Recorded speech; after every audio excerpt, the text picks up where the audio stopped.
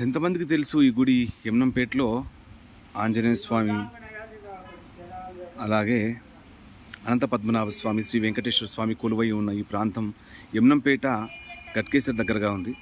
చాలా అద్భుతంగా ఉంటుంది. భాద్రపద మాసం లోపల ఇక్కడ వత్తులు ముట్టించుకోవడానికి చాలామంది, కొన్ని వందల మంది, వేల నుంచి వివిధ ప్రాంతాల నుంచి వస్తారు. సో ఇక్కడ మీకు ఖచ్చితంగా ఉసిరిక చెట్లు ఉంటాయి. కార్తీక మాసంలో వనభోజనాలు అద్భుతంగా చేసుకోవచ్చు. చాలా ప్లేస్ ఉంటుంది ఇక్కడ.